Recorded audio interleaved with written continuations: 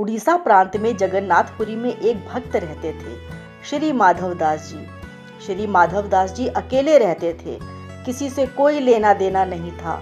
अकेले बैठे बैठे भजन किया करते थे और रोज श्री जगन्नाथ प्रभु का दर्शन करते थे और उन्हीं को अपना सखा मानते थे।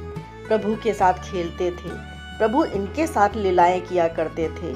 भक्त माधवदास जी अपनी मस्ती में मगन रहते थे। एक बार माधवदास जी को अतिसार अर्थात उल्टी दस्त का रोग हो गया। वो इतने कमजोर हो गए कि उठ बैठ नहीं सकते थे, पर जब तक इनसे बना ये अपना काम स्वयं करते थे और सेवा किसी से भी नहीं लेते थे। जब उनका रोग बढ़ गया, वो उठने बैठने में भी असमर्थ हो गए, तब श्री जगन्नाथ जी स्वयं सेवक बनकर इनके घर पहुंचे और माधवदास को कहा कि हम आपकी सेवा कर दें, क्योंकि उनका रोग इतना बढ़ गया था कि उन्हें पता भी नहीं चलता था कि कब वे मल मूत्र त्याग देते थे। वस्त्र गंदे हो जाते थे, उन वस्त्रों को जगन्नाथ भगवान अपने हाथों से साफ करते थे, उनके पूरे शरीर को साफ करते थे। कोई अपना भी इतनी सेवा नहीं कर सकता जितनी जगन्नाथ भगवान भक्त माधवदास जी की करते थे। जब माधवदास जी को होश आया तो उन्होंने तुरंत पहचान लिया कि ये तो मेरे प्रभु हैं। एक दिन श्री माधवदास जी ने पूछ लिया प्रभु से, प्रभु आप तो त्रिभुवन के मालिक हो, स्वामी हो, आप मेरी सेवा कर रहे हो, आप चाहते तो मेरा ये रोग भी तो दूर कर सकते थे, रोग दूर कर देते तो ये सब करना नहीं पड़ता। ठाकुर जी कहते हैं, देखो माधव, मुझसे भक्तों का कष्ट नहीं सहा जाता, इसी कारण तुम्हारी सेवा मैंने स्वयं की।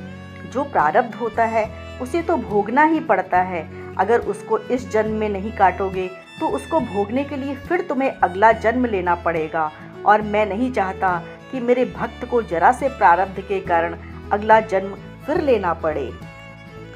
अब तुम्हारे प्रारब्ध में ये 15 दिन का रोग और बचा है, इसलिए 15 दिन का रोग तू मुझे दे दे। 15 दिन का वो रोग जगन्नाथ प्रभु ने माधवदास जी से ले लिया।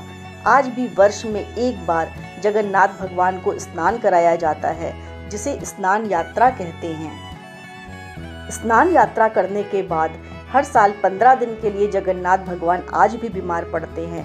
15 दिन के लिए मंदिर बंद कर दिया जाता है। कभी भी जगन्नाथ भगवान की रसोई बंद नहीं होती, पर इन 15 दिन के लिए उनकी रसोई बंद कर दी जाती है। 15 दिन जगन्नाथ भगवान को काढ़ों का भोग लगाया जाता है। जगन्नाथ धाम मंदिर में तो भगवान की बीमारी की जांच करने के लिए हर दिन वैद्य भी आते हैं। काढ़े के अलावा फलों का रस भी दिया जाता है।